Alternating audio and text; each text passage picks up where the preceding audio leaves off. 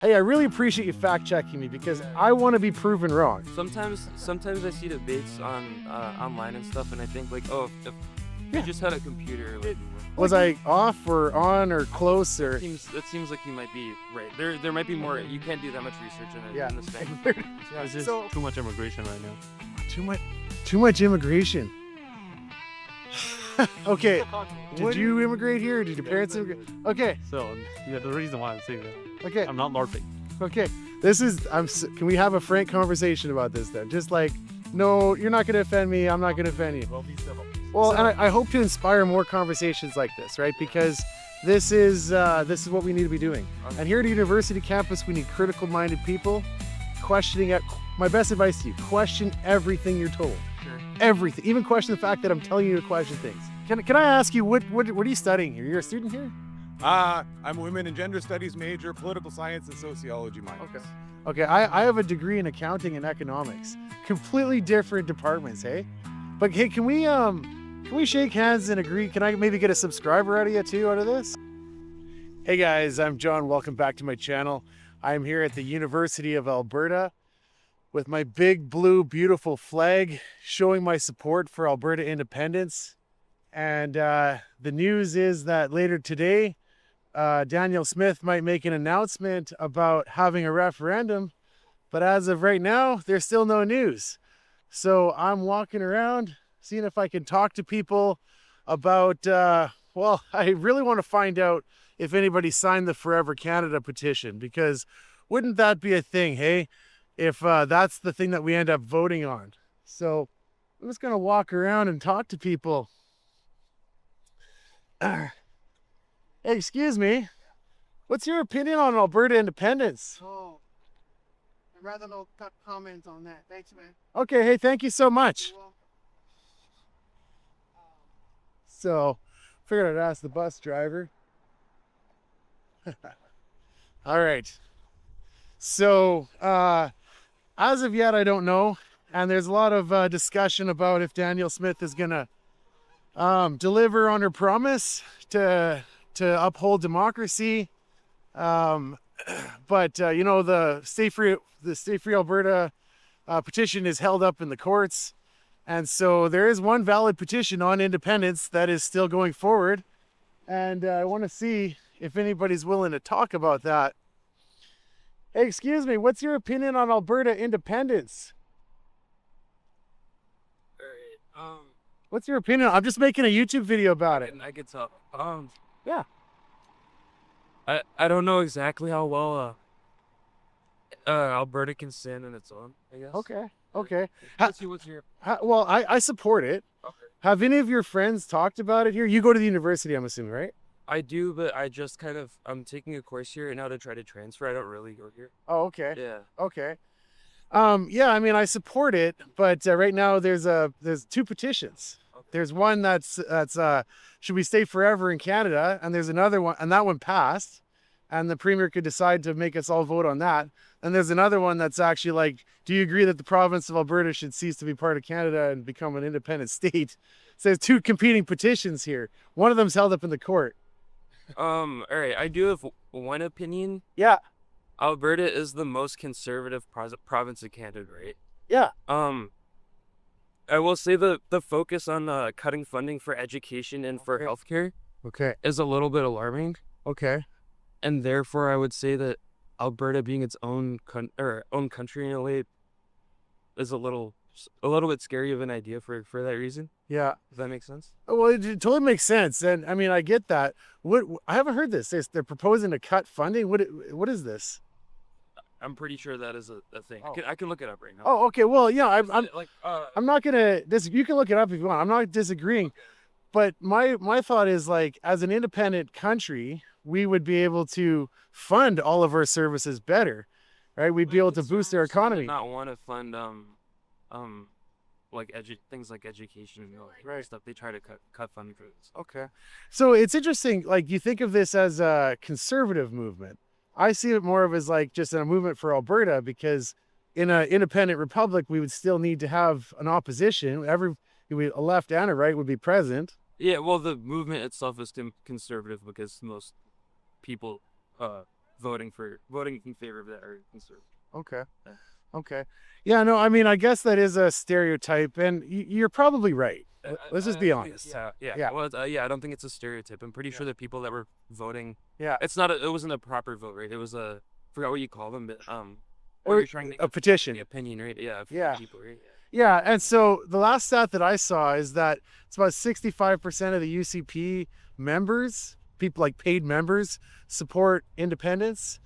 But I would assume that like 100% of the NDP supporters don't support it. So you're probably right. Yeah. Yeah. Right. I just like to be honest about things. Okay. Yeah. So okay. Well, it's interesting. Any other things for like? Here I am, an independent supporter. Got any questions for me? That's a good question. I haven't really been. I think I've been a little bit like numb to politics lately. So let me maybe think about it. It's kind of a lot to just throw it at somebody. And to be fair, I like just having polite conversations. Right? I like that you're being like respectful about it. At least you're not throwing anything in my face. Like No. Yeah. No, I mean, at the end of the day, we all got to get along, and it does really concern me that this is dividing us. And people are really polarized on this issue. So that concerns me. Yeah. I guess my question is how. Oh, what was that? Yeah. Oh, is that normal here? I don't know. Ah. Like how do you see an independent Alberta like standing on its own economic feet? Yeah. So I was looking at the numbers this morning. We do 60% of our trade directly with the United States. We do about 30% with the rest of Canada to the east and about 5% to the west, right? And then about another 5%, these are all round numbers, around another 5%, give or take, with the rest of the world. So Canada needs us more than we need them. We trade a lot with the United States. And, do you ask how would it benefit us? Well, Canada has prevented us from developing our economy more. We want to build more pipelines and trade more with the United States, and Canada holds us back. So as an independent republic, we could change all of that. I see. I mean, okay, in regards to oil, like, what's your argument or I guess counter argument to the fact that like oil companies and stuff are building pipelines through Native lands? Yeah, native lands. Yeah. So, I mean, I've actually interviewed several Native people on my channel, and they all say the same thing. They tell me that the chiefs are corrupt, that they're getting money from the federal government and from foreign entities as well, but the average Indigenous person actually supports it. So the last statistic I saw about this is 46% of Indigenous people support independence, 41% are opposed, and then the remainder is undecided. So it could actually be that the majority of Indigenous people support independence. That is Yeah. possible. Also, sorry, what was your previous point before saying that majority of Indigenous people might not might support independence? What was your point before that? Okay, so that they're sorry, go ahead. yeah, so I mean, a common retort that I've heard from Indigenous people about independence is that they're sick of the Indian Act, because it's called the Indian Act. It's actually law in Canada. What a racist thing to say, hey? Right? And then also the treaties are racist. I read Treaty 7 and 8 recently, and it's just a racist document. What is it? Well, like the way it describes, don't quote me exactly, but like it refers to Métis people as like half-breeds, and then it like counts like how their bloodlines are lined up and stuff like that. And I could be quoting from the Indian Act as well, but like they're wards of the state. That's how they're treated, right? And so a lot of them are opposed to that. They don't want to be under the king anymore, And by the way, we're also, I'm assuming you're Canadian. We're both wards of the state. We're both Canadian citizens, so we're property of the king. Like, that's the Indigenous people really don't like that. Are you arguing that there are people on the left that like support those like treaties and stuff? Or? Well, okay, look, the treaties, everybody supports it. And whatever happens with independence, the treaties have to be honored, right? Nobody's saying that we're going to like destroy the treaties, renegotiate. So worst case scenario, they stay the same. best case scenario, everything gets renegotiated. It's only upside for Indigenous people. What parts of it? Like, I guess you're renegotiating the parts that you find are a little offensive or dehumanizing. Yeah, well, and I mean, just like the whole thing of being a ward of the state, right? But did you know that on Indigenous reserves, they're not allowed to own their property? Yeah, that's pretty crazy. The oil thing though. Yeah. If we were to go back to that, you said when I brought up the oil thing, you brought up the fact that a lot of Indigenous people kind of say that they're the what are they called, the treaty people, like the chiefs, sorry, The chiefs, yeah, are very corrupt. very corrupt. I wouldn't view that as a counter argument to the point I made about the pipelines, like, Right. like there's still the livelihood of the people that live in those treaties, right? Right. So I don't think like, because the chiefs are corrupt somehow it's Right. okay to. Well, one of the chiefs, this is like breaking news. I don't know his name, but he received like $50,000 as like a payment, and then he supported banning or like blocking the pipeline through the land. It's like if it's the chief's decision, and So you're not sure if that's true. well, okay, actually, please fact check me right now because I got two things in my hand. Search for like, or if using ChatGPT, search for Google Indigenous chief receives $50,000. It might have been 2 or 3 years ago that this happened. It's a block pipeline. Yes, Support block. yeah, something to that. You should be able to find it. Yeah, hey, I really appreciate you fact checking me because I want to be proven wrong. Sometimes I see debates on online and stuff, and I think like, oh, if you just had a computer, like, it would work. Like we literally got computers right in front of us. I got one in my pocket, but I got my hands full. So I'll give you a moment to do that. What a beautiful day. From the San Francisco-based Tides Foundation of oppose oil sands development and speak at public events. So this might be some sort of lobby group or independent group that, Okay. as opposed to pipelines. Yeah. But still, So was I off or on or close or? it seems like you might be right. There might be more. You can't do that much research in the span of 5 minutes, right? So okay, we'll put it at neutral then. Neutral. My point isn't proven, but it's not disproven. Yeah. Yeah. Let's be fair. Yeah, sure. I will say You're though, awesome. Oil companies did you know that the term, and this is like true, I can you can double check it when you get home. The oil companies, or sorry, BP, Yeah. I think British Petroleum is the name. Yeah. They came up with the term carbon footprint to offset like the blame of what do you call it, of carbon emissions onto like the common person. Well, That you could look that up. that sounds reasonable. I mean, there's a war on propaganda. Yeah. A few years or like 2 years ago, the NDP wanted to ban advertising in favor of oil and gas as well. Just like we banned cigarette advertising, they wanted to compare that. Like, there's a war of propaganda.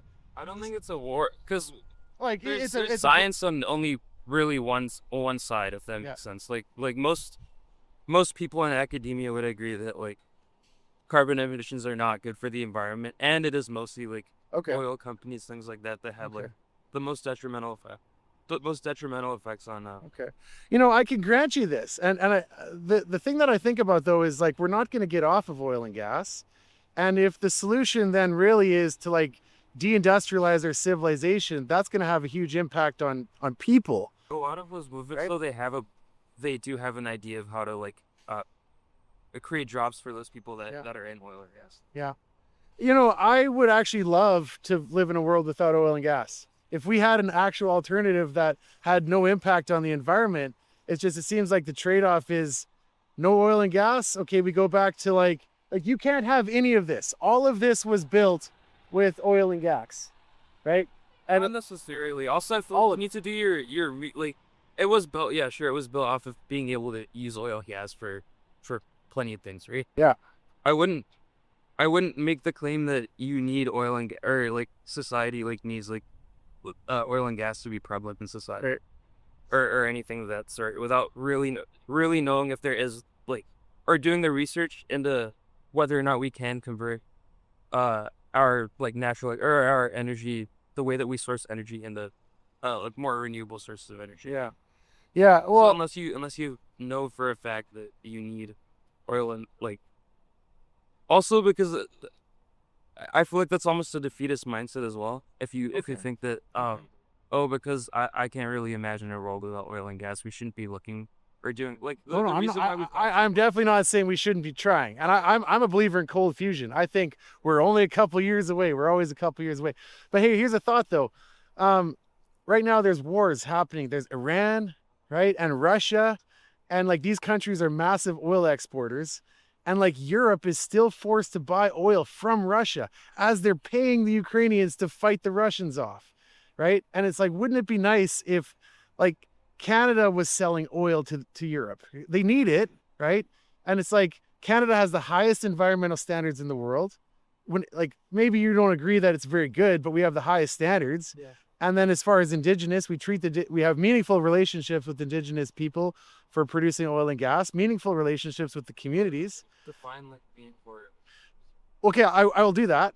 But then it's like, my point is, shouldn't we be buying or selling Canadian oil? Like I'll still say Canadian, I'll sell Albertan oil, but like, shouldn't we be selling that to the world? And then when we finally develop the wind technology that's so perfect we don't need it anymore, then Canada will be the last place to sell it. like wind turbines are already pretty efficient. Yeah. Okay, we can look that up as well. Like, Yeah. But just answer that question though, because like the world still needs it. They're still buying it. The demand is going up every year. So shouldn't we be selling more of our oil, which is the least bad in the world? Like, if you want to call it least bad. to some extent, sure, but also I think if you put money and resources into investing into Yeah. or Oh. like your oil become or Alberta's oil becoming more prevalent in the world, then you're really helping transition into. Oh, hands down. You know what? We should definitely be developing. And you're here at the university, man. You might be one of the researchers developing, some of this new technology. But like, okay, so we have options. We could buy oil from Russia and Saudi Arabia and Iran and Venezuela, countries that have terrible human rights records. They don't give a rat's ass about the environment in Venezuela. I'll tell you that. They got the same type of oil we got, like bitumen. They don't care at all. Should we buy from them or should we buy from Alberta? I guess preferably Alberta, but also And so there's the point, right? Yeah. I do have a question though. Do you support the Conservative Party in Alberta? Yeah, so I am more conservative personally. I'm definitely fiscally conservative, and I'm much more middle ground on the social conservative kind of things. So I'll just be honest. Where do you stand on it? Oh, I'm a little bit further left, I would say. They're left? not probably not on everything, but on most things. Yeah. I'm pretty far left. Okay. But, Hey, we need to have a balanced opposition. I don't want a one-party state either. yeah. But Alberta's government though, like the Conservative government does want to it's just like pretty much full on in support of keeping. Yeah, Is it you a wasp got or- that wasp buzzing by your head.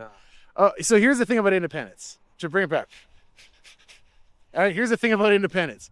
We want to throw off the Conservative Party too. I am not happy with them either. I'm not happy with the way the system works. Okay. The Westminster system of government doesn't work for us. We have a king. All the power comes from the king. The governor general runs the army. The prime minister has a huge amount of power. There's no checks and balances to him.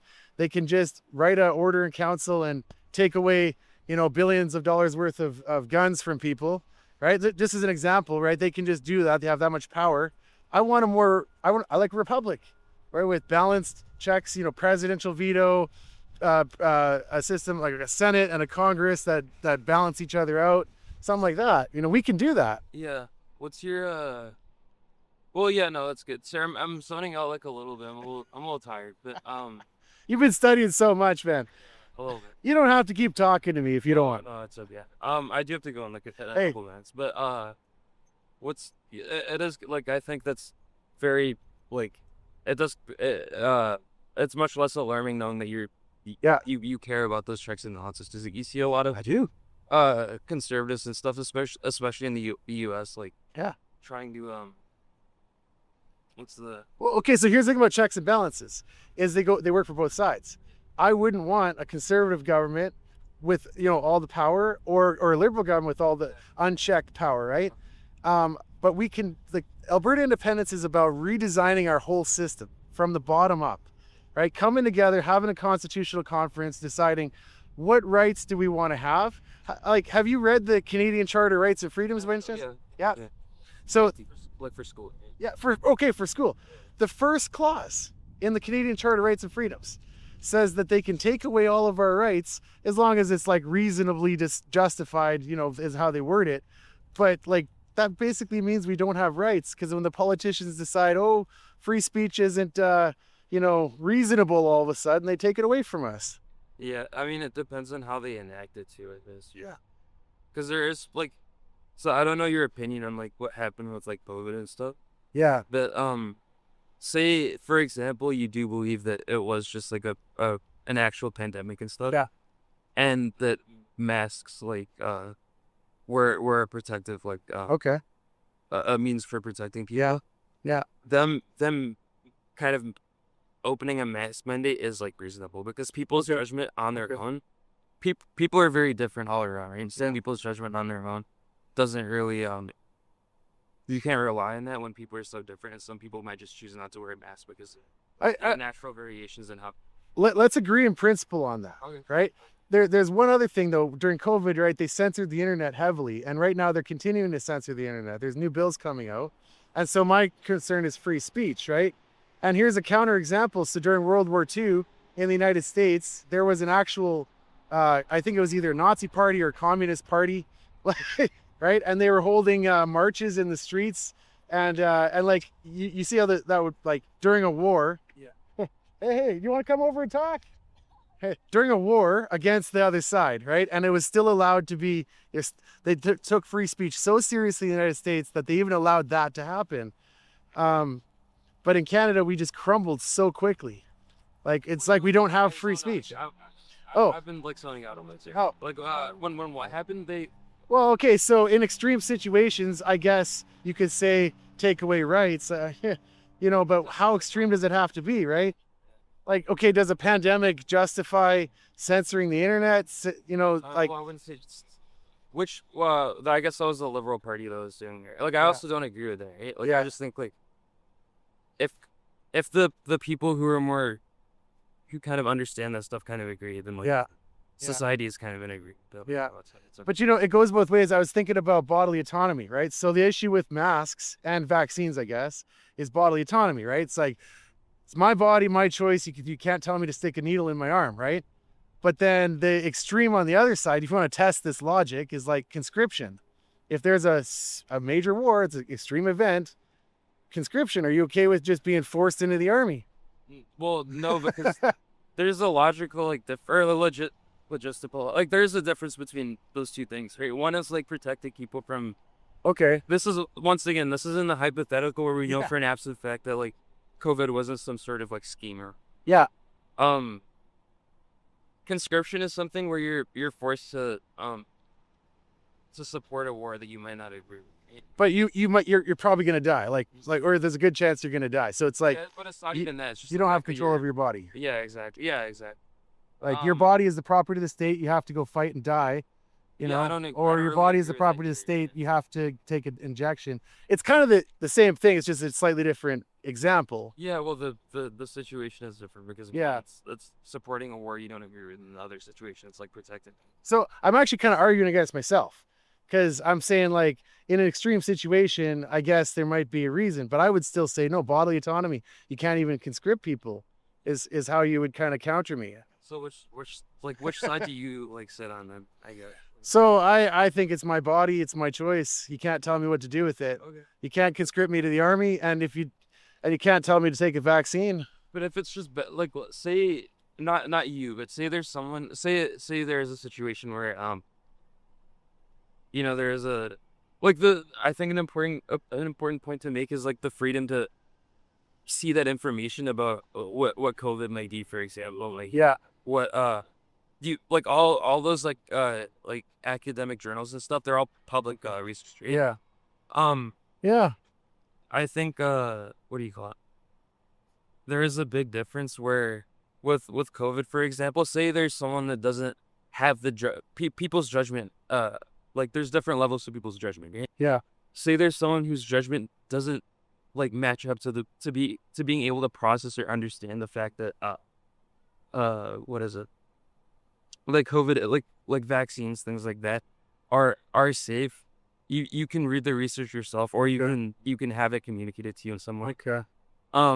You can trust science, and you can trust like Yeah. like peer review and like academic like rigor and stuff like that. So all I'm going to say is like just be skeptical. Okay. Yeah, you can Skeptical. Like so. There's lots of examples like thalidomide. Right. This was a miracle drug to cure a morning sickness for pregnant women back in the 60s. Right. And then it gave everybody deep birth defects like 3 years later. Right. So like that was a long time ago. But to just say trust the science, that's almost like a religious kind of statement, you know? Like almost. But the whole point about science is that there's Science. yeah, science. Science. The whole point is that there is scrutiny within like the scientific community where the checks and balances are inherent to the scientific method. Right? You're absolutely right. And we need free speech for this. So a lot of doctors came out in the early couple of months or year of COVID and they were opposed to it and they all lost their jobs. I know a whole bunch of nurses who lost their jobs. Like these are people scientific adjacent, you could say, and authorities in their fields, and they weren't allowed to speak against it. It was only one side that was allowed to. In the scientific method, you can't have that. You have to actually make a hypothesis and then deliberately try to like prove yourself wrong. If you're doing it right, that's how you do it. The thing is, those doctors aren't like they aren't doing research basically, right? So and also if you're disagreeing with the medical consensus, then it kind of I don't The doctors were the ones in the hospitals watching people. but they don't have the science, or they're not doing the science basically, right? Yeah. Say there's a study that says like, oh, COVID does this and that in support of the fact that COVID is like a real like disease, right? Yeah. Any other lab or like research lab or whatever, they can look at that academic journal. Yeah. They can see their methods, etc., like, and the results that they got, like the statistical results that they got from the study. Yeah. And they can try and replicate the study to see if they have the same results. Right.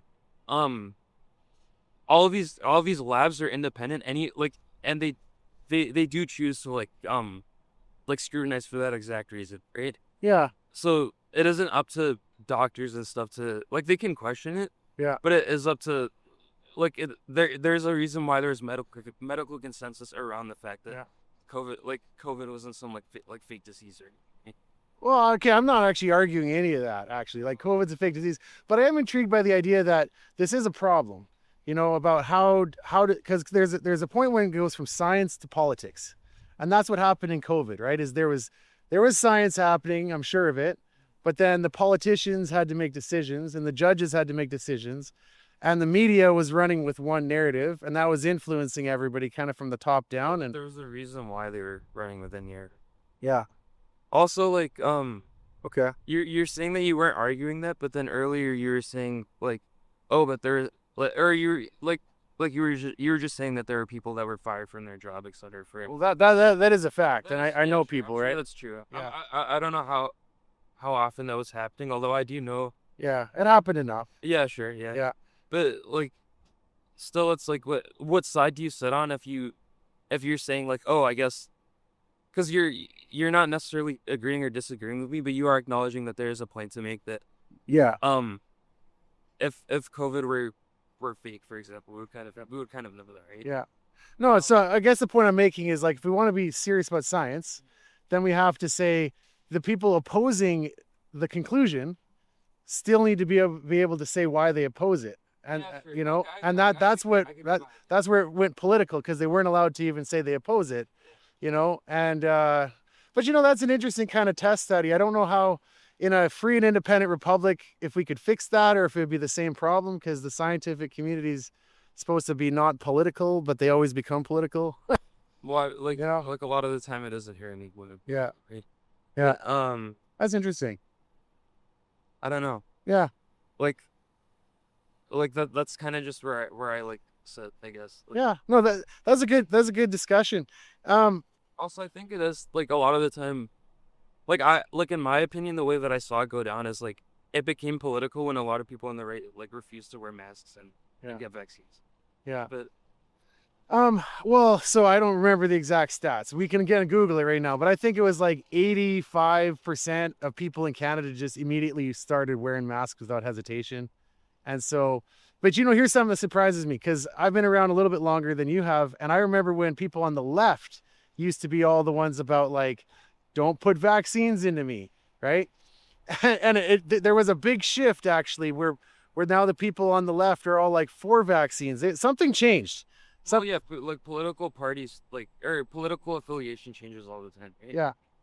Like- So, but if we would have went back, say like 25 years ago when I was a kid, the left would have probably been that 15% of the group who didn't want to take the vaccine. Yeah, but like the left being like anti-establishment is not the same. Like, Yeah, that changed too.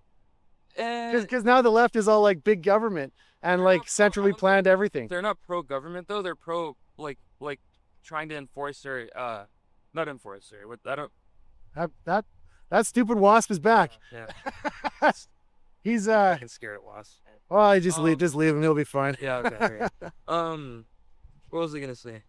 Like they're like people on the left aren't are anti-establishment, Yeah. specifically because like if you look at like Israel Palestine for example, Okay. if you look at probably like most social issues, like just because the government like a government agrees for example. Like people in the U.S. for example, the left is extremely as of right now they're extremely anti-establishment because of the current establishment, right? And they're not going to be Okay. most like left-leaning people. I'm not sure about most, but most like smart politically affiliated like left-leaning people Uh-huh. don't even support like wouldn't even support like Kamala Harris for example. Like who? Kamala Harris. Oh, Kamala Harris. So I don't really understand what you mean by anti-establishment. Like you're pro change in passing laws, but you're not pro like oh I love the government. No, I don't think you could find them any leftists that say that. Because I would say I'm anti-establishment, Okay. right? Because I want to actually tear down the entire federal and provincial system of government and municipal, and I want to write a new constitution, But the right? argument- So that's pretty anti-establishment. the point that you're standing from, at least for example, the oil thing is like, oh, you're almost standing in a, so since we're both having this conversation right now, Yeah. and in this conversation, you're standing as pro oily because I'm almost anti. I'm like pragmatically pro-oil, okay? Because we still need it. Well, I'm also like, shouldn't you be pragmatically anti oil if you agree that it's bad for the environment? So, I guess it's like, where are you going to put your priority? So I'm going to put people at the top of my priority. And if it comes at the expense that the environment, at some point, it's all going to fall apart. You're right. I don't think we're at that point. People are, It's still getting there though. Yeah. There's like science to say that Like- we are getting there. Also, I think that's just a step away from being, because you can be pro person, Yeah. as well as pro or anti oil in a way, Yeah. right? Because you don't have to associate yourself with oil and with like or with big oil to be like to be pro people. well, okay, let me kind of qualify this a bit more. So I've traveled extensively around South America. I've went into favelas and I went into barrios where there's poor people everywhere. They don't have water. They don't have anything. And there's one barrio in a town in Colombia called Medellin, where it's called Camino Trece.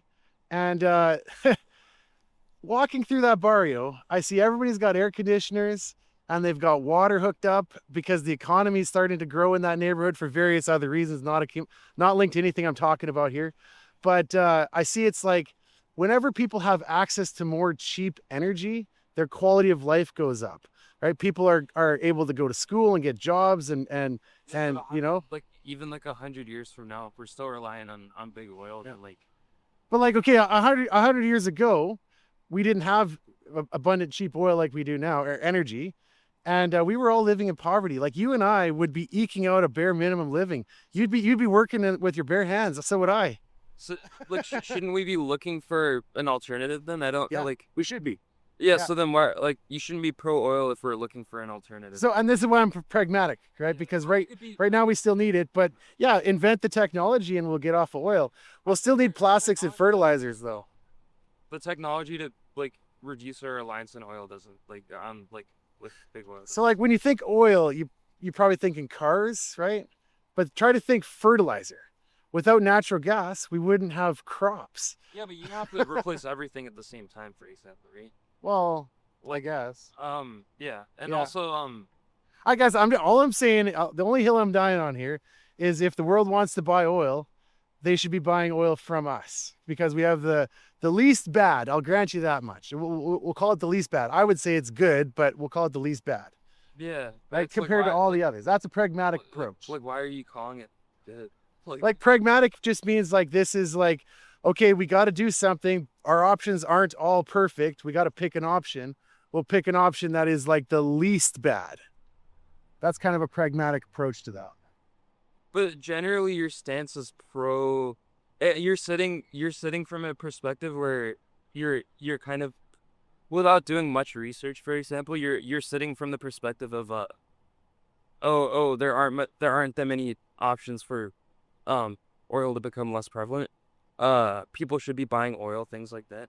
That's Well- still inherently like Well, okay, so here's a thought experiment for you. Let's imagine that people in South America had access to cheap energy like we do here. They have natural gas that they can buy for a couple of bucks, right? And they have, electricity like from coal, let's even say, just so abundant and hooked up. What do you think that would do to the quality of life for those people, right? Like they're currently living without water and without like it's just they have no energy. So what would that do to them? See, I think you're thinking of it from the perspective of when we transition from oil to renewable resources. Yeah. It's gonna happen all at once, and then or we're gonna try to do it all at once, and then the people who are currently relying on oil that won't immediately have their things replaced are no longer gonna be able to use oil, which doesn't entirely make sense. I don't think that's really how we do it. Well, I don't think we're ever going to get to zero oil. Even if we get, right? It's because we still need chemicals.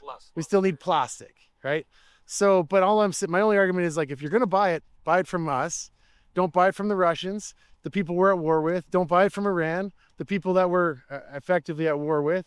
You know what I mean? Buy from countries that respect human rights and respect the environment at least as much. Because here's the thing, in Canada, if we have an oil spill, we report it. There was a massive oil spill in the North Saskatchewan River about 10 years ago.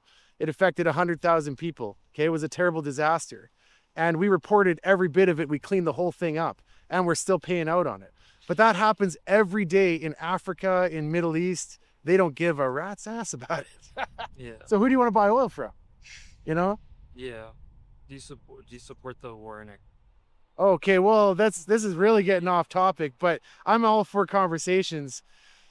I don't support war, but at the same time, I'm just gonna, on the only assumption, I'm gonna believe that they were about to build a nuke. If that's the case, they had it coming. They were about to build a nuke thing is from 2006. They also don't. Well, okay, that's the only thing that if we could both agree on, then I think they had it coming. If they're about to build a nuke, would you be okay with Iran having nuclear weapons? This is really Are getting you off okay topic. with like Israel, who hates every country having nuclear weapons? Well, okay, so there's one country that allows gay people to live in the Middle East. There's one country that doesn't. There's many that don't. Israel, you can be openly gay. In Iran, they throw you off the top of a building. So who's your friend? Gay marriage? Well, first of all, gay marriage isn't legal in Israel. Yeah, it's legal to be gay in Sure, Israel. it's legal to be gay. It's not legal to Okay, they could probably change things to be a little bit more the flavor of the day or whatever, right? But pick a side, who's going to be the least bad there, right? That's, again, a pragmatic choice. Pragmatism, my friend. Okay, all right. Because So- you can't be neutral on it, so you got to pick a side. I'm going to pick the side that doesn't kill people just because they're gay. They don't kill. They might not kill people. They might not kill people because they're gay, but they're also just killing people, right? Yeah, there's a video I saw coming out of Iran. It's probably a bit older, but there's like they're stoning a woman to death for adultery right in the middle of the street. Like Israel is literally like bombing like Yeah. cities. Yeah, well, okay, this is again, I don't like war. And so imagine if the world bought oil from Canada, then they wouldn't be buying it from Iran, and Iran would be broke and they'd have to probably do something else, and they wouldn't be able to fund wars, and Israel would probably, like, they're all fighting over oil over there. Can we agree on that? Sure, but like, do you want to maybe circle back to the Okay. human rights thing if we're Yeah. on this? Yeah. Like, because because you brought up stoning of like Iranian, like the Iranian government, like stoning people, right? Or stoning someone for like a woman Adultery. Yeah, for Yeah. adultery, right? Like, that's what she's accused of. Yeah. Still, first of all, when Israel and the U.S. are bombing Iran, Yeah. they're bombing the people of Iran as well, right? Yeah, war is So- terrible. Yeah, and also like, you can't really They- justify. They hit a school, right? This is Yeah. like the U.S. admitted they hit a school with one of their precision-guided missiles, but they thought they were hitting a building beside it, and that's the claim. So I mean, look, there's one side that's deliberately targeting civilians, and there's another side that's Well, accidentally like, targeting. like deliberately targeting. Okay, yeah. civilians. You know, this isn't a hill that I want to die on. I just wish that they could have peace over there, and Do you still support Yeah. Israel though? well, I'm gonna say, like, I support the right to exist, and I support everybody's right to exist. It's not really. And they about need the to- right exist, though. It's about They're- like bombing like Trojan and stuff. Yeah, no, I Like- don't support that. Yeah. Okay. Yeah, Okay. So no. if you don't support that, then I don't think you should be supporting the war with Iran. If you Okay. think that. During World War II, our side, we carpet bombed Dresden in Germany. Carpet bombed the city. Like 500,000 people died. Like our side, British, American, right? And they destroyed everything, right? In a war, bad things happen, and both sides do bad things. I think we can both say don't do it. Iran isn't like 1940s Germany though. You know what I mean? I don't know. But okay, like, as an independent country, Alberta would be able to sell oil to the world, a product that they want. And I think it would actually lower the conflict around the world because they'd be buying from a reliable country that doesn't, treat people badly here. Like 80% of indigenous like reserves don't have like Yeah. clean water. Yeah, that's why they support independence, by the way, because they've been promised and promised and promised. The federal government of Canada, the king, has betrayed them every time. They want another chance. Conservative government doesn't care that much about indigenous. Yeah, and I want to throw them off too. Okay. Like, I'm not I like Pierre in principle, but like, and Smith in principle, but like, I want to throw them off too. I want them to be fired. How do you like them in principle if they don't? But you also want them to be fired in what it is. Because the problem is the way our system's set up. It's functioning exactly the way it's designed, right? And these people get in there and they can do these types of things. I want to re-engineer the system in such a way that there are so many checks and balances on the government that they can't do. Like, there probably going to be some corruption still. There will be. But like, we could do that. We can all come together. All the smartest people here at the university can come together and form a system of government. We can go over to the philosophy department and round them up. How do we design a government that's going to minimize corruption? Like, that wouldn't that be an awesome exercise to be doing here at the university right now? You could theoretically do that in any country, but also like creating a new government isn't like an exercise. It's a lot more. It's pretty difficult. Wow. But We might have that chance. So I've seen many polls about how many people support independence. It ranges from like 30 to 40, 45 is the highest and 25 is the also lowest. people that are voting though. So, but like, People that aren't voting probably also don't care as much about. let's say that you roll the dice and we get independence. You could be part of this conversation, creating a system of government that's going to fix all these problems. So we don't get entangled up in these stupid foreign wars, and we get rid of all the corruption, because no doubt there's corruption on all sides of everything, right? Still though, this isn't the only time in history where like a government. I actually don't have like a historical example in my head. But still, there are examples of new countries forming for the sake of, we don't like our association with this country and what this government does. Yeah. Countries still fail for certain reasons, right? Yeah. Sorry. But we can look back at history, and we can look at all the systems that worked and all the systems that didn't work, and we can intentionally design a system that fixes as many of those problems as we possibly can. To me, that's what independence is all about. You know what system doesn't? All right, I don't like the system that kind of doesn't really work for most people is like raw like capitalism. I hope. Raw capitalism. Yeah. Well, Like being that like people with more money being conservative with their money and like hope, and then the rest of the people hoping that the money trickles down isn't a very good system for right. so I mean, we can talk about capitalism. I have to go. Okay. Hey, you know what? My channel's called Talking to Albertans, Okay. and thank you so much. If you post this, can you post the full conversation? I won't edit a single bit of it. I never do that. Okay. Unless you want me to. Do you want me to edit anything? Not Okay. Right. Okay. Talking. I'm just gonna. Talking to Albertans. And then I'm gonna shake your hand, and Yeah. if you're willing, then keep on keeping on. Yeah. All right. Well, I appreciate the respectful like conversation. Well, and I hope to inspire more conversations like this, right? Yeah. Because this is what we need to be doing. Okay. And here at a university campus, we need critical-minded people questioning it. My best advice to you: question everything you're told. Sure. Everything, even question the fact that I'm telling you to question things. Yeah. Yeah. Sure. Yeah. Like I don't even like I don't disagree. So it's like, and a lot of things I think we are in agreement because Yeah. it's the nitty gritty stuff. Yeah. For, Yeah. For a little bit. Yeah. Hey, thank you so much for the Yeah. conversation, man. What's your name? My name's John. John. Okay. Yeah. My name's Rohit. Hey, Roland? Rohit. Rohit. Rohit? Yeah. Okay. Sorry if I said that. Rohit. Yeah, it's okay. Hey, thanks so much, Rohit. Have a great day. Take care. A little bit to decompress there. That was a good conversation. I'm actually really impressed, even though I think I got him at a time when he was a little bit tired. But I'm going to continue on. Hey, what's your opinion on Alberta independence? Maybe I hit the jackpot my first minute, and then now I'm going to struggle to find somebody else. Leave some comments below. Tell me what you think. What could I have said better? What could I have said, or what did I say that you disagree with? I'm not afraid to talk about things, but I do try to stay off of certain issues because I am kind of a one-trick pony with this channel. I want to just talk about independence. I don't want to get bogged down in too many other things. But hey, what's your opinion on Alberta independence? I can't vote either way. I'm not from Alberta. Oh, hey, thank you so much. Have a great day. Hey, excuse me, what's your opinion on Alberta independence? I don't really have a thought about it. I'm not that much into politics, you know? Do you mind if I ask you a few questions? I'm making a YouTube video. Yeah, awesome. Hey, so my name's John. I make a YouTube channel called Talking to Albertans. Nice to meet you. Hey, so have any of your friends said anything about Alberta independence at all? No, we're not that much into politics right now.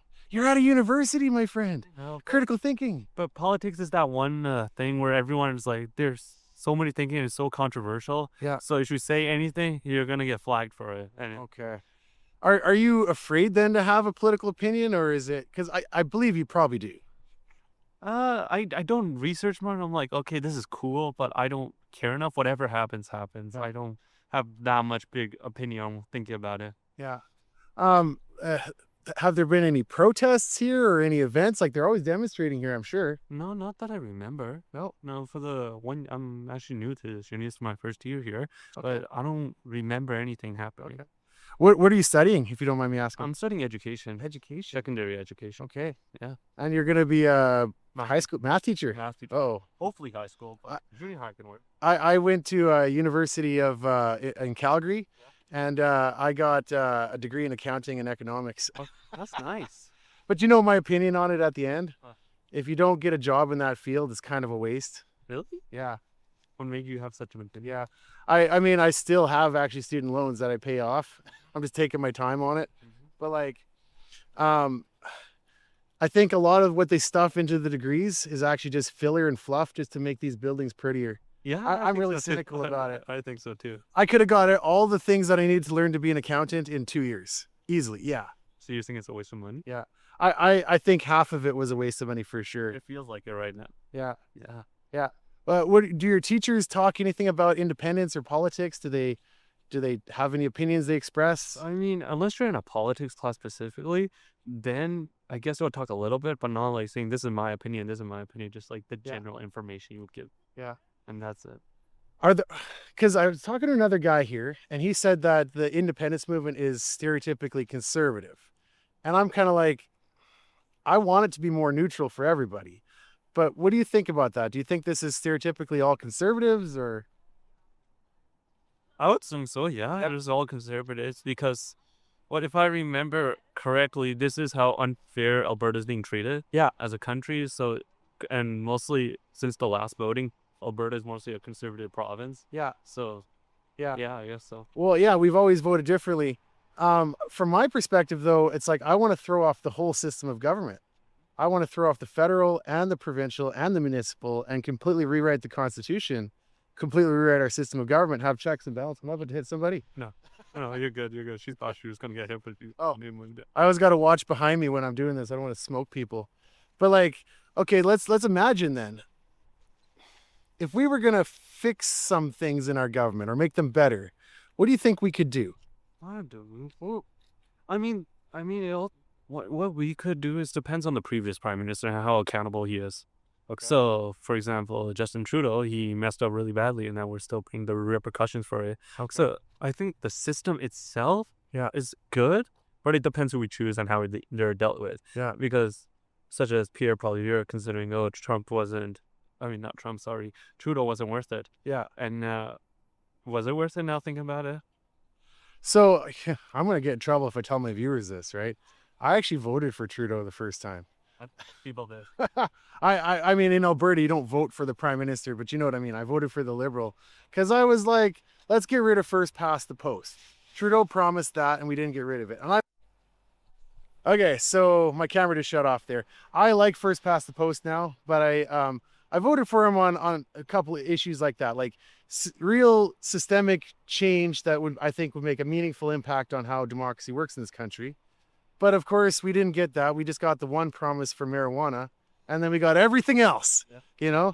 And so, but like, that's what I'm kind of thinking of. Like, if there's something that you'd want to change, but like, something I want to change.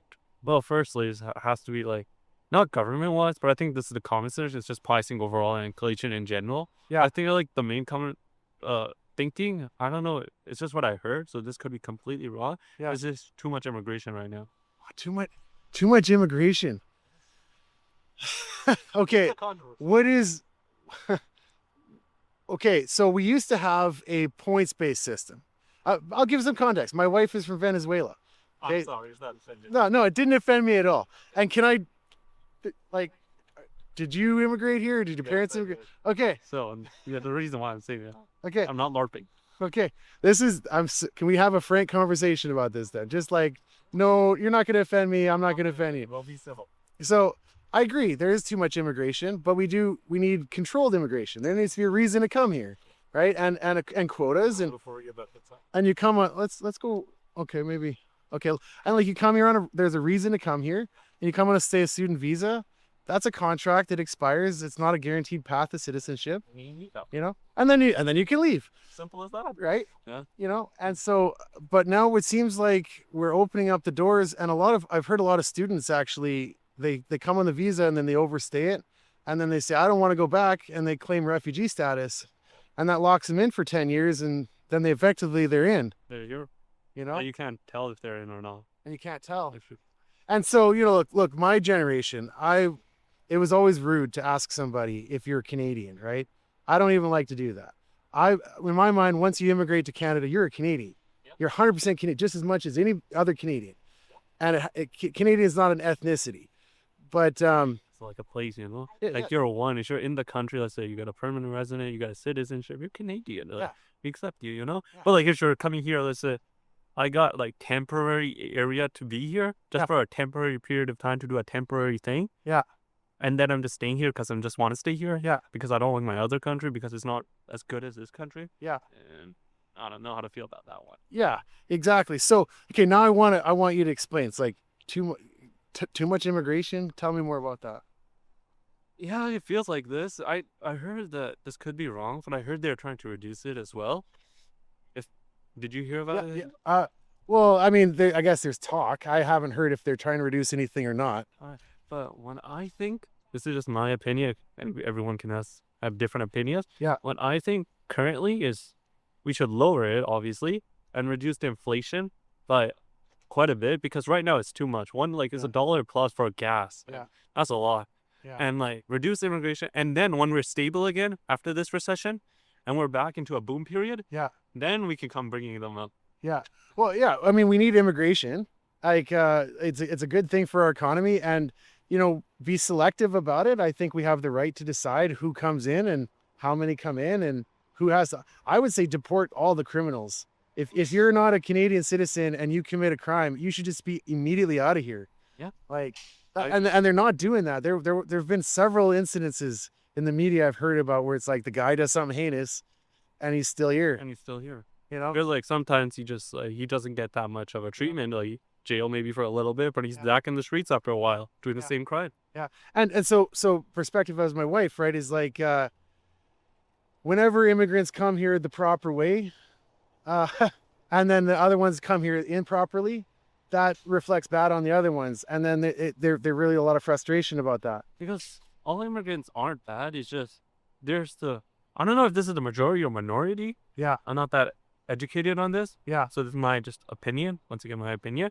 But I feel like the immigrants who come illegally just give such a bad rep. Yeah. Because you just see them so often doing something heinous. Yeah. And then like it affects to like the other immigrants, Yeah. who came like honestly did their work properly. Yeah. And were like truthful to the system. Yeah. And then it's only like one viral picture. So I'm thinking of something I saw this morning.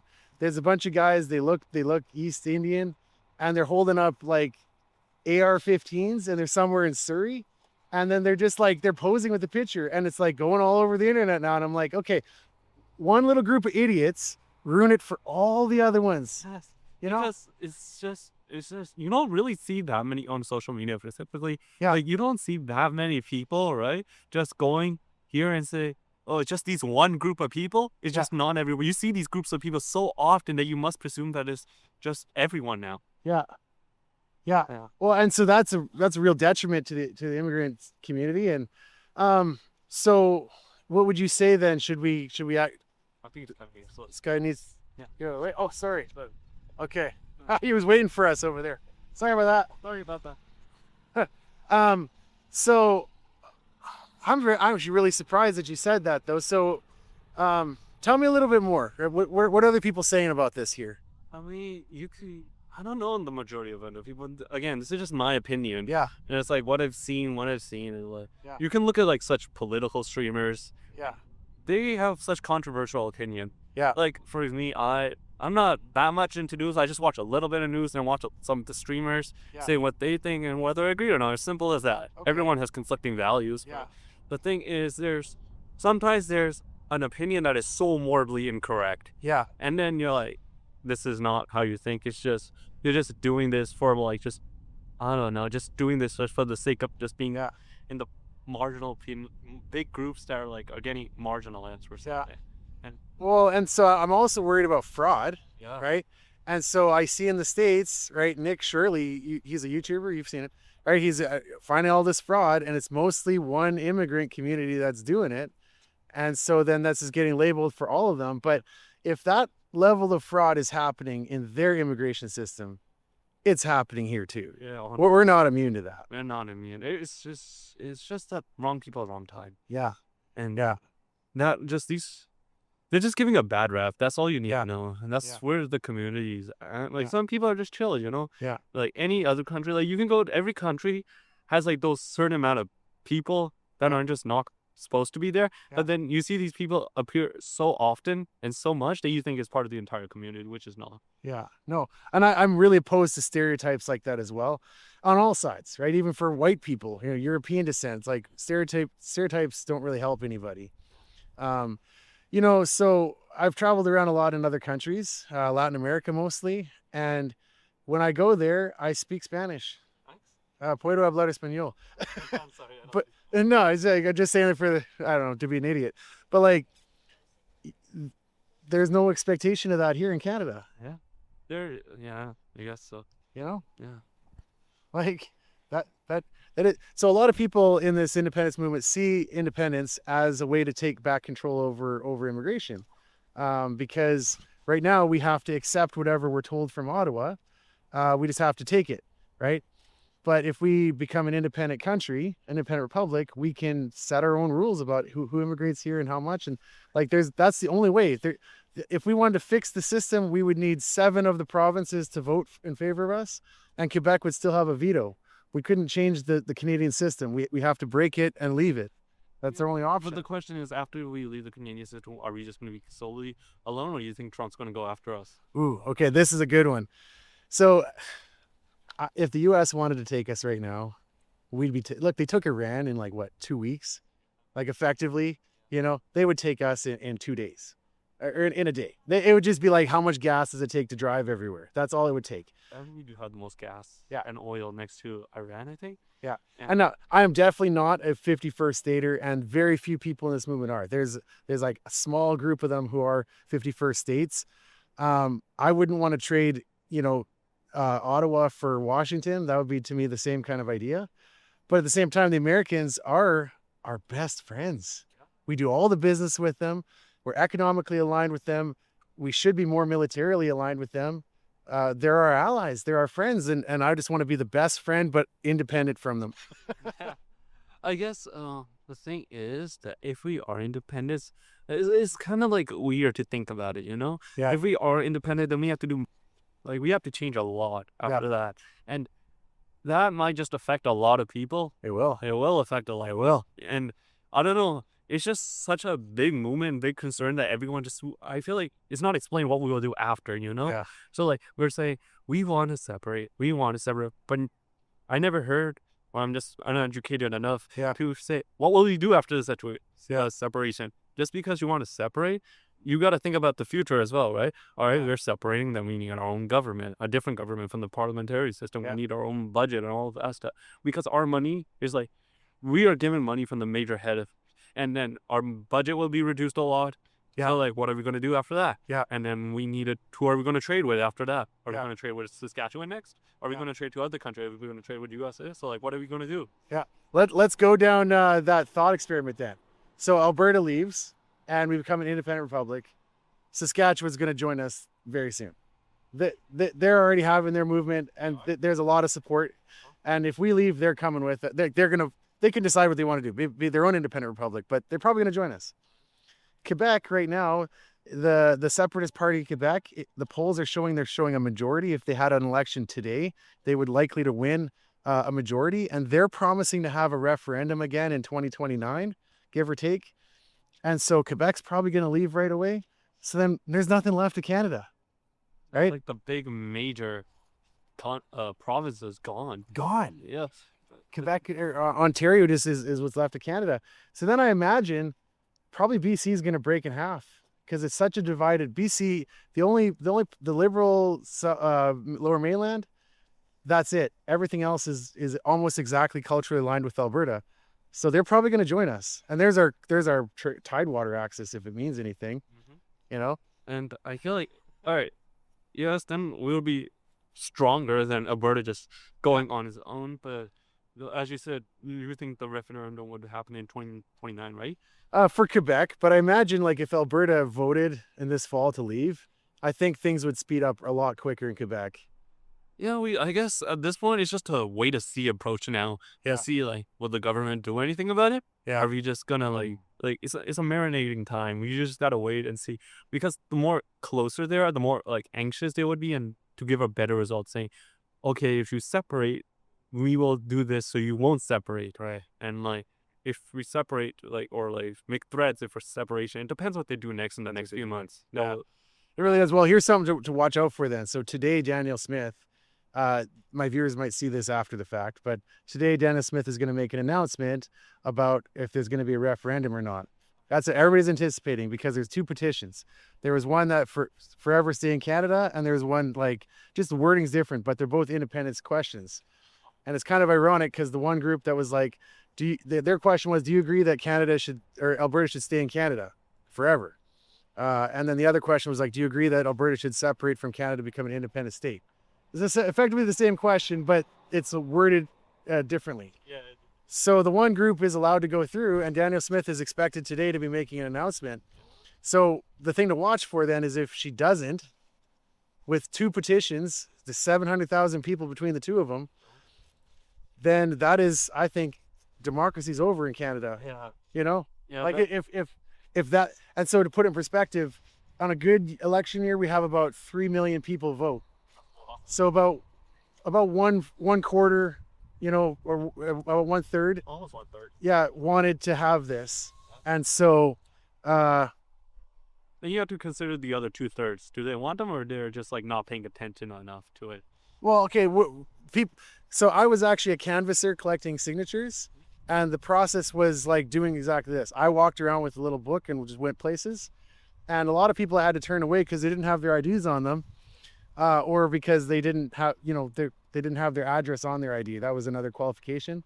So, and then a lot of people are just in rural areas. They're working, they're from far away. There's only 7,000 canvassers, you know. So I think we missed a lot. I think we could easily double the people who wanted to sign but couldn't. You know, that's what I'm getting at. No, I guess it's just. Is this a majority opinion now? That's, No. So okay. So if you believe the polls, Yeah. I kind of do and kind of don't. We're sitting at about lowest 28%, highest 46%. Right? That I've seen competing polls, and they're all biased, you know. But There's nothing as an unbiased poll at this point. yeah. So So there's at least there's 5 million people in Alberta. I think it's safe to say there's at least 1 million who want independence. and that's the majority, even though it's like it's And a there's lot of and there's only 3 million eligible voters. Sorry to cut you off. No, it's okay. It's Yeah. okay. It's a nice thought to have. I feel like out of those 5 million people and those 3 million people who are eligible voter, Yeah. that's still almost half of them. Yeah. So like you're split with a 50-50 now, and that is just. I don't like those odds. I don't like those odds. I feel like because 50-50s are really, what's the right word to say? I guess not good. No. Because then you're like, okay, half the countries are going to be mad, the other half's not going to be mad. Yeah. And that's not a good thing. Yeah. You need like at least a stronger opinion, or like a unified opinion. Because if you think about any revolution, it was always a unified opinion. And that's why such things Wow. happen. But here it's like, 50-50. So there's going to be some people that aren't happy, some people that are happy. You know, I don't know if I agree with that. If the revolutions are unified, I'm thinking now of the French Revolution and the American Revolution. So it's like 2% or 3% participated actively in the American Revolution, right, against the British. You know, and I think most people just kind of go with the flow. You know. Completely different than what we were taught at schools, because the way they worded it, it seemed like they were like it was a unified front against them. So Yeah. Well, I'm talking like active participants who like went out and actually like sabotaged supply lines and fought the British off, right? That was my bad. I must have Yeah. misinterpreted you. Because like the other 97%, they sat at home and they're like, let's see who wins. Yeah. You know. Yeah, it's a very few people then that went after that. And then I think of the French Revolution, like really it's just a small group of people who are willing to stand up and wave a flag around and go and hoo-ha and, you know, make something happen. But in the end, it did happen. Something happen. did change, and it was for the better that it changed. So, and at least the question is this for the better then? So that is my goal. And here's the risk, and I'll fully admit this. The risk is we separate and we create a system that is way worse. Yeah. And this is a huge moral responsibility on us. This is why I'm at a university talking to you, because I want to start these kinds of conversations, but we could create a system that's way worse. We need to be level-headed. We need to be reasonable and fair and create. Here's a thought experiment. Let's imagine you're going to be born into this system and you don't know if you're going to be a man or a woman, straight or gay, if you're going to be disabled, whatever. You're just going to be randomly tossed into the population. You want to create a system of government that's going to treat you fair and give you the best odds, not favor anybody over anybody else. Yeah, that's true. But that's it all depends on us and how we create the government. Yeah, And it's a that huge responsibility. and that's also responsible for the 50-50 we also have on top of that. Yeah. Because some people will say you can't create a perfect thing, because there's always going to be some people who are like saying this isn't fair, this isn't fair. Right. And that's what also part of, because with the Canadian Constitution right now is because we try to make as much of fair, we're creating something new on top of that. Yeah. And that it's like we have to write a new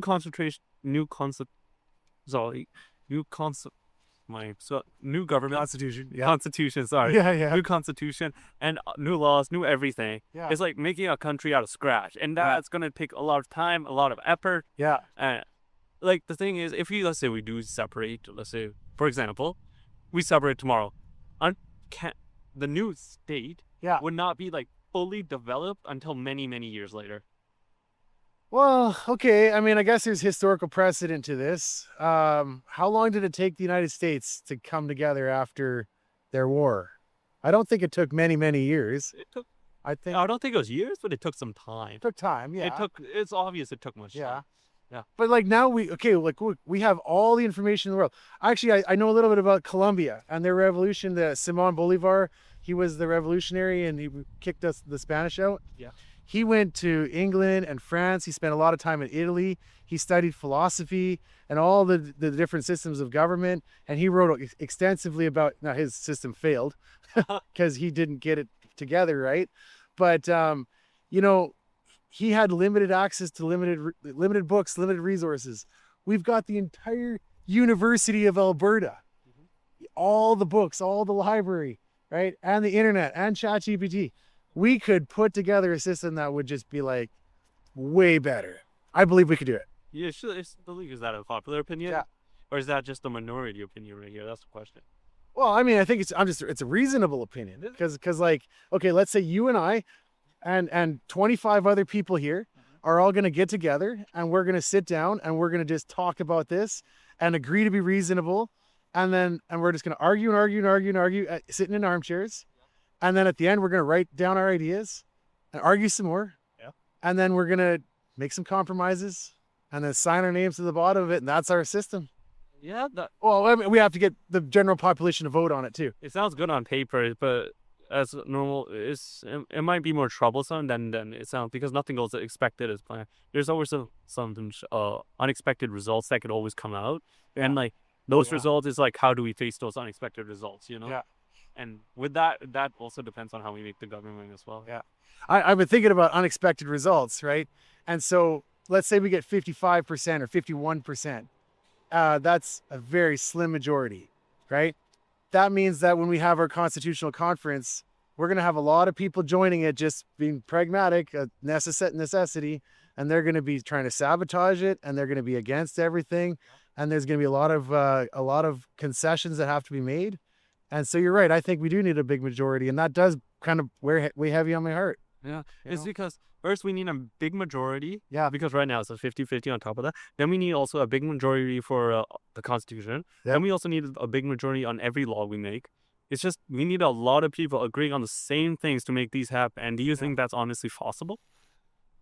I mean, I have faith in Albertans, and I think that we come together and we have our shared values. Yeah. And I do think it's possible. If it was easy, it wouldn't be worth doing. And then so the risk is we screw it up. There's other risks. There are risks to staying in Canada. Let's talk about those for a second. You brought up immigration at the beginning of this conversation. Here's a big risk. 10 years, all those people who came over here illegally, they're going to be voting citizens. Oh yeah, that is really true. Yeah. That's a good one. That's a huge risk, man. And that's just one of them. They're going to choose someone that we don't like, majority don't want. That's right. And that's like unnecessary votes to someone That's who's like, and then they're going to get the lead and everyone else is going to think it's at that point it's herd mentality. Yeah. And then the first thing that they do is they bring more in. Oh. Right. And so that is going to spiral out. Now, I mean, I'm not against immigration, but I'm just saying this is a risk. We don't take control of it. The outcome is actually highly predictable. We know what's going to happen. We know, and at this point, they're going to do values that increase. Like you can say, let's say immigrants, for example, let's say someone wants you to, let's say in their policy, we're going to increase immigration. And then they're like, of course we're going to vote that guy. Of course. Well, man, we don't want anyone else. Yeah. We're going to vote that guy. And we're going to give them all free stuff. All the free stuff. Bro. Free education. Free everything. Meanwhile, everybody else who's here already get nothing. Get nothing. And we increase immigration. And then once immigration reaches a certain high level and everything's messed up, then they may realize it. Yeah. And the immigrations continue going up, and up. Yeah. Until there's no stopping it, because I believe, I could be wrong again, that Canada is one of the top immigrations. Absolutely it is. Yeah. And look at the consequences we're facing.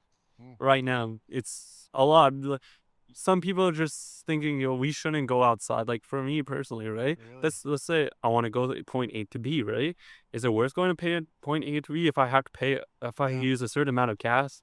And like, is it worth going to shopping now after you have to pay like unreasonable prices for something that was back in like, let's say 5 years ago, or maybe even 10 years ago, was much cheaper than it is today. Yeah. And that's I don't believe that's like a really good concern right now. And it just depends how we feel about it right now. So that's one predictable risk, and I think we could probably sit down and think of 10 more. Another one's coming to my mind is the economy. We're not developing our resources. We're importing oil from Australia. Quebec is, right? It's not good. And the U.S. Europe is forced to import oil from Russia, right? And so like they should be buying it from us. Becoming one of the major ones. Yeah, and we actually care about the environment and indigenous people and all this. Yeah. And so there's a huge risk to that. So then and then we're running deficits every year. It's like I lost count how many billions. It's like that's going to cause inflation. Printing money causes inflation. That's another reason why we have so much inflation, is because so far not many people are actually buying from us. Now that you bring a good point of it. Yeah. So like this is a predictable thing. We know we're going to have a wave of inflation every time the government prints money. Every time they say we're running a deficit, we're going to hand out free social programs or free money for Ukraine or whatever their bill is, right? It's going to increase it. Portable oil sands revenue. Hey. It's a really simple deficit all over the place. The entire national revenue could be caused if like Suncor and Syncrude weren't extracting everything and going away with it. Okay. None of that money stays here. Okay. And so for a group of people who's all about private industry and not doing social programs, where's the balance? You ask some really good questions, and I would love to talk to you. Do you have to go now, or I have a class you coming look up. like you're busy? I have a class coming Okay. up soon. Can I talk to you? Sure. Okay. Well, hey, thanks so much. Thank my you for the friend. conversation. Oh, sorry. I just about smoked you. I'm so sorry. It's okay. Hey, thanks so much. No problem. It was an honest, nice conversation. Have a great day. What's your YouTube channel? My YouTube channel is called Talking to Albertans. Okay. And I mean, I obviously have opinions, but I want to hear yours. No, And an honest, fair, polite conversation. I won't edit anything you said either, Okay. unless you want me to. no, it's okay. Okay. All right. Thank you for the nice conversation. Have a great day. You Take care. Hey, so actually, can we just stand out of the way? Because I don't want to block the way. So what did you ask me again? I'm sorry. Well, we're talking about inflation, and like these are all economic factors that have been a part of our economic situation since the way we've set up our economic situation. Okay. That's a distraction. At the end of the day, there's enough money around to cover everything and more. When we look at like corporations, not only oil companies, but Superstore, I just got a $41 e-transfer. I'm sure you got the same thing. If you signed up for a class action that Loblaws was in a bread scheme price fixing, and they had to pay out $49 or X whatever to how many hundreds of thousands of people, Okay. because this happens all over the place. So the point is, instead of making it, I don't like liberals or I don't like conservatives, why are we not looking at it from a more top-down ideological approach? Whereas you and I, as individuals, pay an enormous amount of taxes, right? Huge amount of taxes. How much do you think Yeah. the large corporations that are sucking Alberta dry are paying in taxes? Yeah. How much do you think grocery stores, you know how corporate taxes work? Yeah. They're paying like 14% corporate tax. But they're not. Yeah. Superstore's not paying any tax. When a corporate tax is increased, Yeah. a for-profit business then takes that tax and passes it to the consumer. Yeah. So their corporations aren't paying taxes. Inflation isn't this sole killer on the little man. It's everything being driven for profit. The government isn't supposed to be a business. Here's where everybody's getting lost. The government is supposed to be for the people, not for the profit. Yeah. We want our government to run at a surplus. A proper government shouldn't run at a surplus. It should be funded properly through equitable tax situations, right? It should be balanced. I agree. Yeah. Well, equitable. It should be equitable. Balanced is one thing. Balanced is you pay $50, I pay $50. But if I only have $60 and you have 3,000, Oh, I just meant like the budget should be balanced every year. well, I mean, the budget should be and could be balanced. But instead we're talking about all of this bullshit. We're anti-immigration. We're anti-liberalisms. Okay. The problem is the system for profit. Okay. If your government is trying to make money, inevitably it must cut its spending. Okay. And where does our government in Alberta historically cuts? If you go and you look at the budget year over year over year over year, what are the two major areas that receive the most cuts? Do you know? I'm just gonna say what I think you're saying because I don't know about healthcare and education. Well, almost certainly, right? Oh, okay. That's the That's what I think you were gonna say. I don't actually know. well, it's because what is the point? Why are we cutting Yeah. healthcare and education? Yeah. Instead, we're dealing in polarized views, and we're talking about like personal identities as if they're a massive political issue. Okay. But equity, man, equity is the key. You gave me a lot to kind of think about there. I want to kind of just pick one thing to kind of talk about. I think the biggest thing you're saying is you don't like maybe the way our government is set up as a business. That stood out to me. It's our governments are set out in a way that is run like a business. I wouldn't call it a business because it doesn't work that way. Okay. But surplus and deficit are corporate terms. Those are financial terms straight out of business. Yeah, and I mean, like, there's economists that run the show and they come up with their numbers, and we kind of do have to have some, 100%. you know. But the point at the end of it all is there's plenty already here. Yeah. Instead, we're talking about inflation, but inflation isn't what's killing us. I'm not saying inflation doesn't exist. Inflation exists. It happens. It's set. Fine. What causes inflation?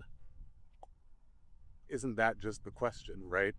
I don't have an understanding of what inflation is. It doesn't make any sense to me personally. However, when we look at like the percentage of what it is, let's just say it's some magical thing that takes money away and not care about what it is for a second, it itself still equates for a really, really, really small percentage of the problems that the everyday person is facing. Okay, well, The problems that everyday person is facing is Alberta has no rent cap. So your landlord can raise their rent as much as they want once per year with no limit. They can double your rent. okay. They can, like I said, Superstore has been called out and found guilty in a class action lawsuit of fixing prices for profit. Those dollar for dollar are making up a substantially larger amount of the costs that you or I are paying in everyday life. And while inflation is important, I don't think it's a political platform. I think it's a distraction. I think it's a very small, focused thing that doesn't actually play a huge part. If inflation is 2% or 4% or 6%, we're dealing with 2, 4, or 6%.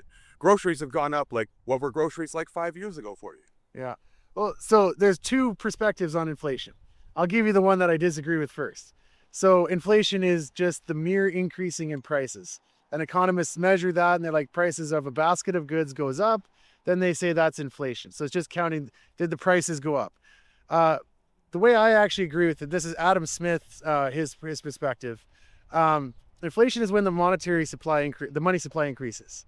So if you print more money into the economy, there's more dollars chasing the same limited amount of goods, and then that drives the prices up. So it's kind of like whenever the government prints money, pick your government expenditure, that's what's causing inflation. Well, I think you're misreading something. The government spending money doesn't mean a government is printing money per se. So if they were taxing it, there wouldn't be inflation. If a government was printing money, there would be no deficit because they would then always have the money. So the fact that we exist at a deficit is a proof that we're not printing money. A deficit does not equal inflation. They're borrowing the money and otherwise spending it.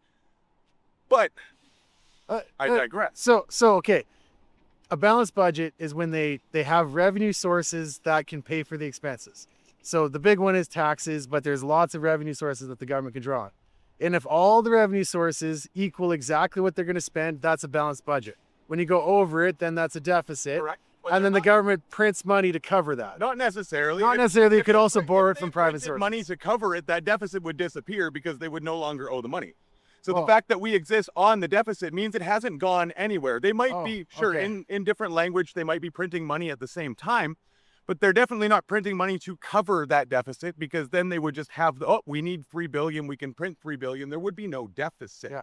So, okay, it's not, when I say the government prints money, there's a central bank which prints the money and then lends it to the government and at interest. That's it's not that cut and dry. That's the American system as a cut and dry with the Federal Reserve in Canada does operate a little bit differently. So maybe read up a little bit on that. There are several nuanced differences. This is we need to go to the university to learn all this.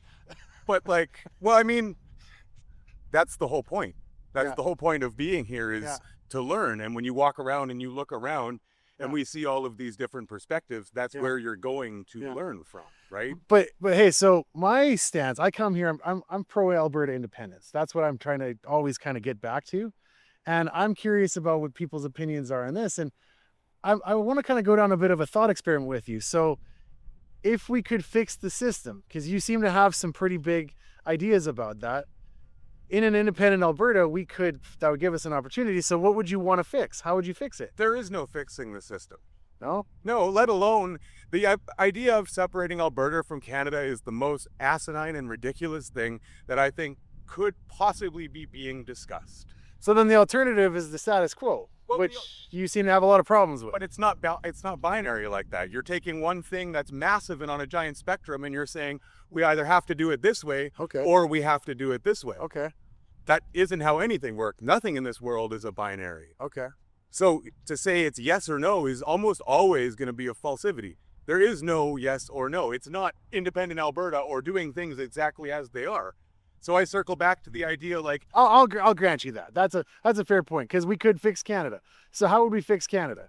well, there is no, like, again, these broad questions are kind of designed to trap people because fixing implies that it's broken instead of ever changing in the world, or that the system isn't operating the way it was designed to operate. I think the system is designed in the way it's operated, but you So pointed out a so bunch what would our of... system then be? If our system is operating the way that it is designed to operate, how would you describe what is our system? Yeah. So well, we have a Westminster system of government where God gives the king the power to rule over us, and then the king delegates to the governor general, and then the governor general signs everything into law ultimately, and then the parliament from the bottom up supposedly gets elected, by the people, and then they get to make laws, and then they argue about it, and that's how our system works. The prime minister has very few checks and balances. He can write a lot of things into law, and through not executive order. What do they call it? Slip in my mind now. Order in council, and our constitution, by the way. We don't have a constitution. We don't. Well, we have the British North American Act, and we have the Canadian Charter of Rights and Freedoms. And I think there's some serious flaws with both of those things. I've been reading the Canadian Charter recently, and there's some serious flaws in that. So, Well, there's serious flaws in everything when you look at the way systemic power is structured. Now, Who made these laws that we have problems with now? well, okay, so Pierre Trudeau was one of the leaders Charter of who... Rights and Freedoms, when we're building these old documents that are hundreds of years old, say, for example, Alberta's incorporation as a federal province in 1905. Yeah. So who was around for that? Was it the same people who all of the treaty lands in Alberta, actually those treaties, 6, 7, 8, 9, 10, Yeah. maybe 9, sorry, I'm not getting the numbers right, but all of the treaties in Alberta actually predate Alberta's incorporation as a province. Yeah. Which circles back to one of the many reasons that a separatist ideology here is insane. Okay. It just doesn't work on every single level. Well, okay, so you're right. The treaties predate it. They were signed in the name of the king. Do you think that the Indigenous people knew what they were signing? Well, obviously not. Now you're opening up a whole can of worms as to the Indian Act and the phrasing in which that was structured in its own system of power. Yeah. So to say, did anybody know what they were signing? No, because the government on every level has always been exploitive, whether you're dealing in liberal or conservative policy. Capitalist-driven governments are inherently exploitive. Capitalism requires a surplus of people and goods to operate, and when we talk about a Westminster-style parliament, it is structured that way. But we operate within a capitalist, economical, and political framework, which is why our governments are told that they have to operate as a business. And we have people out here upset that the government is making a deficit when they're spending on social problems. And all I'm trying to say when we circle back the whole way is if all of the companies that are these multinational companies using Alberta for their own gain, the oil sands, Walmart, Superstore, these companies that pay no taxes, if you look up how corporate tax is structured and the costs and where they go, if they were actually having to pay taxes, we wouldn't need this conversation. Yeah. We talk about fixing the system is working as it was designed to. It's a change in system that is required. Woo. Now we're talking. But I want to circle right back to the thing. So if the Indigenous people you say didn't know what they were signing, are those treaties actually valid in your opinion? My opinion wouldn't matter. We have to look at a legal standpoint, and the legal precedent shows that unless you could prove, and the person who signed the contract wants to pursue and prove that they signed under duress, it's a legally binding contract. So what I think and what you think doesn't actually matter, because... But does it make sense that people 150 years ago could make an agreement that would affect everybody for an infinite amount of generations afterwards? So why is Canada an independent nation? Did a group of people not make a decision 250 years ago that would affect... Yeah. So where this is the ebb and flow of society, of civilization, right? People come together and they change things, right? And that's what I think we're kind of at a tipping point right now in Canada. Yeah, but you don't have a problem with the change. 100 years ago when they signed the treaties, they did that changing things. But that change no longer lines up with the view that you want to carry. So and apparently your view either, because you're against half the system as well. You've told me 15 things you're against. 100%. We actually agree the system is broken. I'm not right. Well, the system is not broken. Oh, okay. The system is working as it was designed to. We both agree on that. The system is working exactly what it was designed, and we don't like it. You don't seem to like it. There's nothing. See, like is a really strong word. We're talking in opinions, right? Opinions don't hold any weight. Your opinion, my opinion, we don't speak for anyone outside of these two individual people. So we can polarize, we can talk about stuff, and we can do whatever we want, but at the end of the day, whether or not I like the system is kind of irrelevant. The question becomes, what are you doing to change the system in the ways that you want? Yeah. And my understanding of an Alberta separatist ideology is just doing the same thing again. We're going to have either a president or a prime minister. We're going to have fair elections that are all these things. We're going to have all the broken promises of Canada. I don't buy it. Well, do you not think that reasonable people could come together and design things better? Do you think that's just not even possible? Because I'm going on the assumption that Albertans are smart enough to look at the history and look at all the problems and all the mistakes and make something significantly better. Is it going to be perfect? Probably not. But you're pandering when you say Albertans. You're saying a select group of Albertans. No, you're an Albertan. With. I actually want to say. No, and I'm Albertan. Oh, okay. Let me assume this then. But I'm assuming that there's enough Albertans who will be able to come together and hash this out. Look at history. Look at all the mistakes we made. And argue about it and then write something down, make some compromises, and then we can all vote on it and argue some more.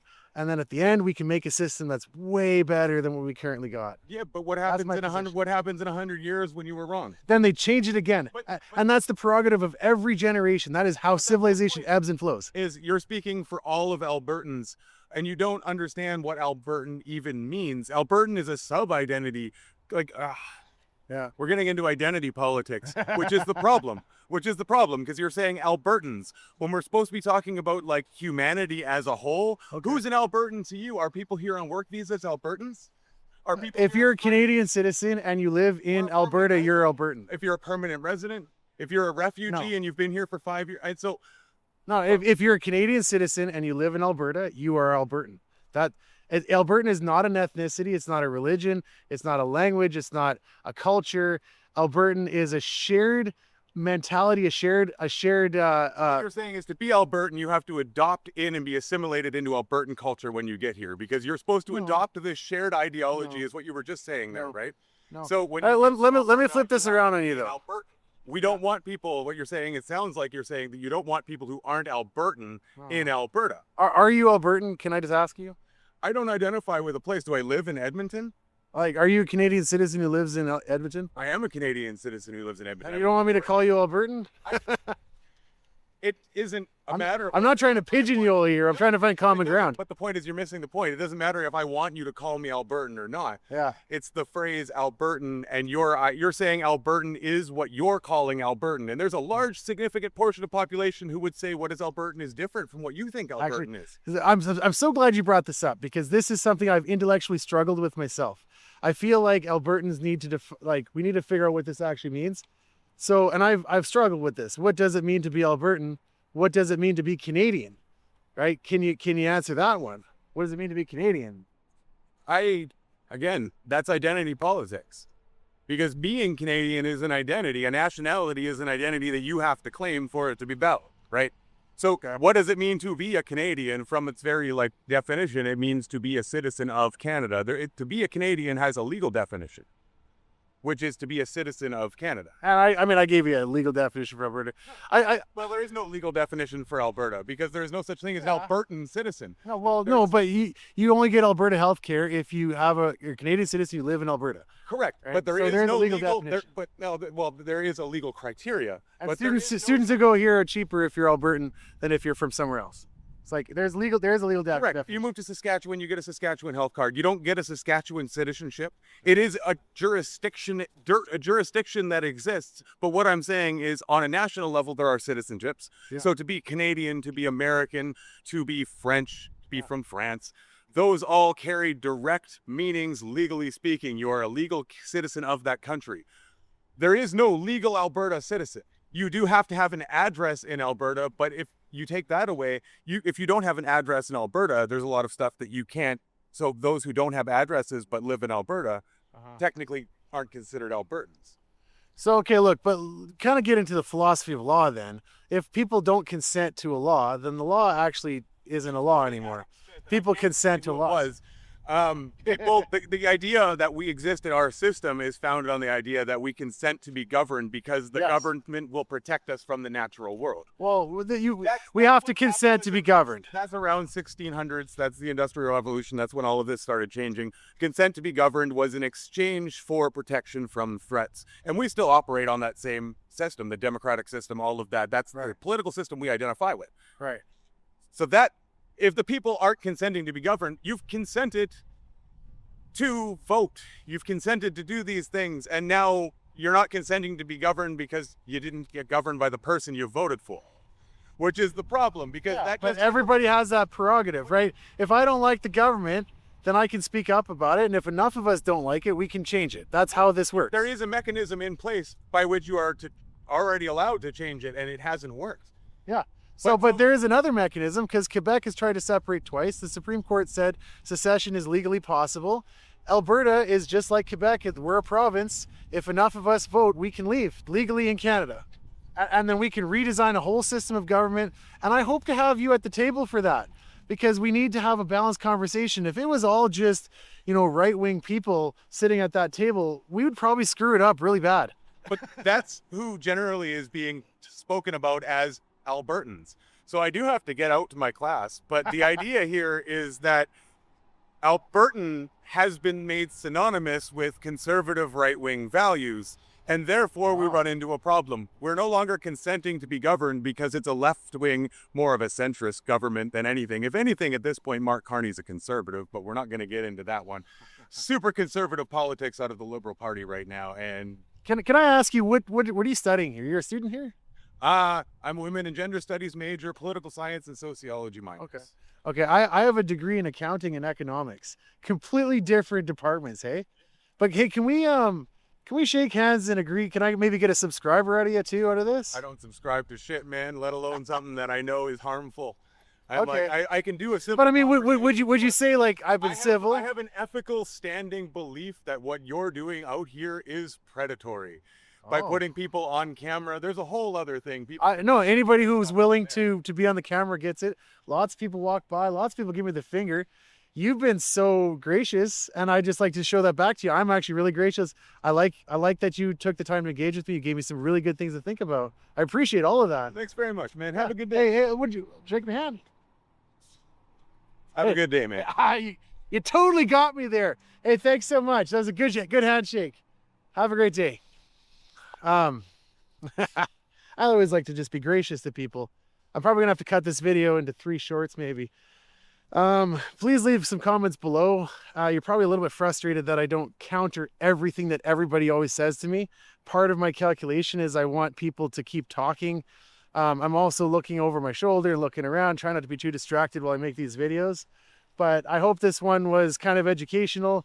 This is the state of things at the U of A. I talked to 3 people. One of them was there. 2 of them were against it. One of them was kind of on the fence, I would say. So thank you everybody for watching. Please like, comment, and subscribe. Cheers.